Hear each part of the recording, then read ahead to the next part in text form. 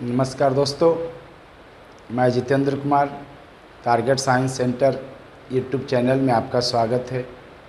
दोस्तों, मैं आज आप लोगों को सेल से संबंधित सेल की जानकारी आज आप लोगों को देने जा रहे हैं, जिसमें सेल का निर्माण, सेल की खोज, सेल की संरचना एवं अन्य सेल से संबंधित सारी बातों की जानकारी आज हम लोग इस वीडियो में देखेंगे। दोस्तों, सेल मानव शरीर या जीव या पौधे सभी में पाया जाता है और सभी के शरीर में सेल एक रचनात्मक एवं कार्यात्मक इकाई होती है, जिसे हम लोग सेल कहते हैं। सेल को कंपाउंड माइक्रोस्कोप से देखा जाता है। सेल को देखने के लिए हम लोग नंगी आँखों से नहीं देख सकते हैं। इसे देखने के लिए कहीं न कहीं माइक्रोस्कोप की ज़रूरत होती है। और सबसे पहले सेल को खोज किसने किया, सेल का स्ट्रक्चर क्या होता है, सेल के अंदर कौन कौन से जीव द्रव्य पाए जाते हैं और अन्य सारी बातों की जानकारी आज हम लोग इस वीडियो में प्राप्त करेंगे। तो दोस्तों, सेल मैंने जैसा बताया कि सेल जो है मानव विज्ञान, मानव के शरीर में पाए जाने वाली एक छोटी सी कार्यात्मक इकाई होती है, जिसे हम लोग सेल कहते हैं। दोस्तों, कोशिका, सेल मतलब कोशिका के अध्ययन जो हम लोग करते हैं या कोशिका के अध्ययन जिस विज्ञान के अंतर्गत होता है, उसे हम लोग कोशिका विज्ञान या साइटोलॉजी कहते हैं। और साइटोलॉजी के अंतर्गत हम लोगों को कोशिका के बारे में अध्ययन करना होता है। दोस्तों, जैसा कि मैंने बताया आप लोगों को कि सभी जीवों का शरीर जो है एक कोशिकीय या अनेकों कोशिकीय के बने होते हैं। तो चलते हैं, सभी जीवों का शरीर एक या अनेक इकाइयों से मिलकर बना है। जी हाँ, सभी जीवों का शरीर एक या अनेक इकाइयों से मिलकर बना है, जिसे कोशिका या सेल कहते हैं। सेल के अंदर बहुत सारे गोल्जी बॉडी है, माइटोकॉन्ड्रिया है, राइबोसोम है, गोल्जी कॉम्प्लेक्स है, राइबोसोम है और कॉन्टैक्टोल वैक्यूल है। ये सारे चीज़ जो है से हम लोगों को सेल में पाया जाता है। तो सेल में जो है से अनेक इकाई को मिलाकर बनाया गया है, जिसे हम लोग सेल कहते हैं। दोस्तों, कहता है कि यह जीवों की संरचनात्मक एवं कार्यात्मक इकाई होती है। सेल जो है जीवों की संरचनात्मक और कार्यात्मक इकाई होती है, मैंने रचना बनाने वाला और कार्य करने वाले एक इकाई होती है, जिसे हम लोग सेल कहते हैं।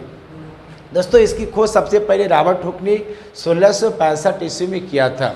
सेल की खोज सबसे पहले रॉबर्ट हुक ने 1665 ईस्वी में किया था और रॉबर्ट हुक ने सबसे पहले सेल को कंपाउंड माइक्रोस्कोप से देखा।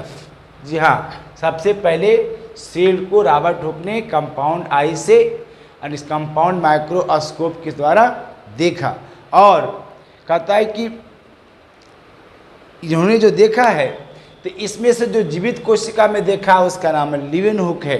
जी हाँ, कहता है कि सेल को जो जीवित कोशिका में खोज किया वह 1674 ईस्वी में खोज किया और उस वैज्ञानिक का नाम है लीवेनहुक। और उसको जो खोज करने के बाद इसका नाम जो रखा, उसका नाम बैक्टीरिया रखा। जी हाँ, बैक्टीरिया नामकरण लीवेनहुक ने किया और उन्होंने 1674 ईस्वी में इस सेल का खोज किया। दोस्तों, सेल कहता है कि 1831 ईस्वी में रॉबर्ट ब्राउन नामक वैज्ञानिक ने भी सेल के बारे में बताया। 1831 ईस्वी में रॉबर्ट ब्राउन नामक वैज्ञानिक ने कोशिका के बारे में बताया कि कोशिका में केंद्रक और केंद्रिका दोनों पाए जाते हैं। जी हाँ, केंद्रक और केंद्रिका दोनों पाए जाते हैं। दोस्त, ये हमने रॉबर्ट ब्राउन ने 1831 ईस्वी में बताया। दोस्तों, अलग अलग वैज्ञानिकों ने इसका अलग अलग सिद्धांत दिया है कोशिका के बारे में। तो उसके लिए हम लोग करते हैं कोशिका सिद्धांत के बारे में अध्ययन करते हैं, सेल थ्योरी के बारे में अध्ययन करते हैं। तो दोस्तों, कहता है कि जंतु विज्ञान शास्त्री जो था, जिसका नाम था स्वान, जो जंतु विज्ञान शास्त्री थे जिसका नाम था स्वान, उन्होंने बताया जंतु विज्ञान के बारे में। सेल में क्या बताया? जंतु विज्ञान के बारे में बताया। और वनस्पति विज्ञान जो शास्त्री थे उसका नाम था स्लाइडेन, उसका नाम था स्लाइडेन। उन्होंने वनस्पति विज्ञान के बारे में जानकारी हम सबों को दिया। दोस्तों कहता है कि कोशिका जंतु एवं पौधे की एक संरचनात्मक इकाई है। जैसा कि मैंने बताया था कि कोशिका जो है मानव शरीर ही नहीं, जंतु ही नहीं, पादप भी, दोनों का जो है एक संरचनात्मक इकाई है।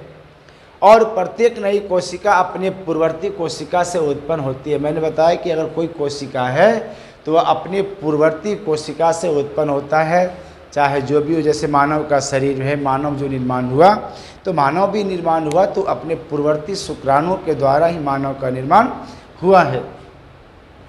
कहता है दोस्तों प्रत्येक नए कोशिका अपने पूर्ववर्ती कोशिका से उत्पन्न होती है। ये बातें सिद्ध किया गया 1855 ईस्वी में, और ये बातें सिद्ध किया था जिस वैज्ञानिक का नाम था एडल्फ बिरचू। इन्होंने 1855 ईस्वी में बताया कि प्रत्येक नई कोशिका का निर्माण अपने पूर्ववर्ती कोशिका के द्वारा होता है। और ये बातें 1855 ईस्वी में एडल्फ बिरचू ने बताया। दोस्तों कहता है कि कोशिका के अध्ययन को क्या कहते हैं? तभी हमने आप लोग को बताया था कि कोशिका के अध्ययन को साइटोलॉजी कहते हैं। कोशिका के अध्ययन को दोस्त साइटोलॉजी कहते हैं। अब कोशिका के अध्ययन को साइटोलॉजी कहते हैं। कोशिका कहीं न कहीं एक इस तरह से समूह में होते हैं। दोस्तों कोशिका कहीं न कहीं इस तरह का समूह बनाते हैं, और जब समूह में होते हैं उसको हम लोग उत्तक कहते हैं। जी हाँ, इस समूह को दोस्त हम लोग उत्तक कहते हैं, या इसी को हम लोग टिश्यू बोलते हैं। उत्तक कहते हैं या इसी को हम लोग टिश्यू बोलते हैं। अब दोस्तों उत्तकों के एक समूह होता है। मान के चलिए हमारा ऑर्गेन्स, हमारा अंग है, तो हमारा अंग क्या है? हमारा अंग उत्तक का एक समूह है। तो हमारा अंग उत्तकों का एक समूह का बना होता है, जिससे हम लोग अंग या ऑर्गेन कहते हैं। दोस्तों मेरा एक समूह, मेरा एक शरीर है या किसी भी जीव का शरीर है, वो ऑर्गेन्स कराता है, और वो ऑर्गेन्स जो बना होता है वह उत्तक को एकत्रित करके, उत्तक को ग्रुप में डाल के, उत्तक को समूह में बना के एक अंग बना जाता है, जिससे हम लोग ऑर्गेन या अंग कहते हैं। दोस्तों आकार के आधार पर कोशिका को अलग अलग श्रेणी में बांटा गया है। कहता सबसे छोटी कोशिका जो होती है उसको हम लोग माइक्रोप्लाज्मा कहते हैं। हाँ दोस्तों, कहता है सबसे छोटी जो कोशिका होती है उसको हम लोग माइक्रोप्लाज्मा कहते हैं, उसको हम लोग माइक्रोप्लाज्मा कहते हैं। और सबसे बड़ी जो कोशिका होती है दोस्त, वह शुतुरमुर्ग का अंडे होते हैं। जो सबसे बड़ा कोशिका होता है वह शुतुरमुर्ग का अंडा होते हैं। मानव शरीर की सबसे बड़ी जो कोशिका होती है वह कोशिका है मानव तंत्रिका तंत्र, और जो सबसे छोटी कोशिका होती है मानव के शरीर के अंदर वह शुक्राणु होता है। दोस्तों शुक्राणु से भी छोटा कोशिका होता है जो आरबीसी में होता है, ये अपवाद में रखा गया है। तो दोस्तों मानव में सबसे छोटी कोशिका शुक्राणु में होता है, और मानव की सबसे बड़ी कोशिका तंत्रिका तंत्र को कहते हैं। दोस्तों कोशिका के मापने वाले इकाई को माइक्रो या माइक्रोमीटर कहते हैं। दोस्तों कहता है कोशिका को मापने वाले इकाई जो होते हैं, जिससे हम लोग कोशिका को मापते हैं, तो कोशिका को मापने वाली इकाई को माइक्रोमीटर कहते हैं। दोस्तों कहता है जीवन के आधार पर कोशिकाओं को दो भागों में बांटा गया है। जीवन के आधार पर कोशिका को हम लोगों ने दो भागों में बांटा है। पहला है प्रोकैरियोटिक और दूसरा है यूकैरियोटिक। दोस्तों प्रोकैरियोटिक और यूकैरियोटिक से पहले हम लोग चलेंगे कि कोशिकीय होते हैं और अकोशिकीय होते हैं, यानी सेलुलर होते हैं और नॉन सेलुलर होते हैं। तो दोस्तों सेलुलर जो होते हैं वो बैक्टीरिया होते हैं, चूँकि बैक्टीरिया में सेल पाया जाता है, और जो नॉन सेलुलर होते हैं वो वायरस में होता है, चूँकि उसमें सेल नहीं पाया जाता है, उसमें सेल जो है विकास नहीं करता है, सेल नहीं पाए जाते हैं, इसलिए उसको हम लोग अकोशिकीय कहते हैं। तो दोस्तों अब कहता है कि कोशिकीय, मैंने बताया था कि कोशिकीय जो है वह प्रोकैरियोटिक होता है और यूकैरियोटिक होता है। तो जो प्रोकैरियोटिक होगा या यूकैरियोटिक होगा। तो जो प्रोकैरियोटिक होगा तो प्रो में जो पहला अक्षर मिलाकर बनाया गया है दोस्त, जो प्रोकैरियोटिक में पहला अक्षर मिलाकर बनाया गया है, प्रो मीन्स होता है अब्सेंट, और यूकैरियोटिक में यू मीन्स होता है प्रेजेंट। तो दोस्तों हमारा जो प्रोकैरियोट है उसमें बैक्टीरिया, वायरस और ब्लू ग्रीन एल्गी में जो है से ये कोशिका जो होते हैं ये अब्सेंट होते हैं, मतलब इसके अंदर कोशिका नहीं पाया जाता है। और यूकैरियोटिक मतलब होता है प्रेजेंट, यानी इसमें जंतु आते हैं और पादप आते हैं, और जंतु और पादप में जो होते हैं वह कोशिका उपस्थित होते हैं, कोशिका पाए जाते हैं। और ये जो कोशिका जो पाए जाते हैं, इसी कोशिका के आधार पर हम लोगों ने जीवन के आधार पर कोशिका को दो वर्गों में बांटा गया है, अकोशिकीय और कोशिकीय। तो कोशिकीय उसे कहते हैं जिसमें बैक्टीरिया आता है, और अकोशिकीय उसे कहते हैं जिसके अंतर्गत वायरस आते हैं। और कोशिकीय को भी दो भागों में बांटा गया, एक प्रोकैरियोटिक और एक यूकैरियोटिक।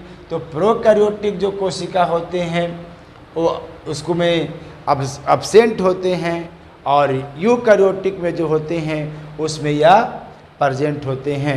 तो प्रोकैरियोटिक जो होता है दोस्तों, यह में आता है वायरस, ब्लू ग्रीन एल्गी और बैक्टीरिया आता है, और यूकैरियोटिक में जो आते हैं इसमें पादप और जीव आते हैं। तो ये था दोस्तों आज हम लोगों ने कोशिका विज्ञान के बारे में, कोशिका के अध्ययन के बारे में बताए हम लोगों ने, और बताए कि कोशिका मानव के शरीर की एक संरचनात्मक एवं कार्यात्मक इकाई होती है जिसे हम लोग कोशिका कहते हैं।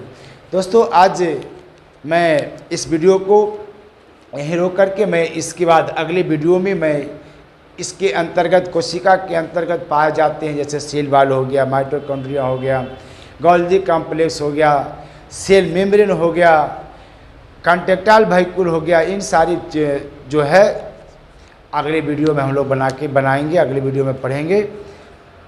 जी दोस्तों ये आपका जो है कोशिका विज्ञान को पढ़ें, समझेंगे और अपने दोस्तों को भी शेयर करें। जय हिंद।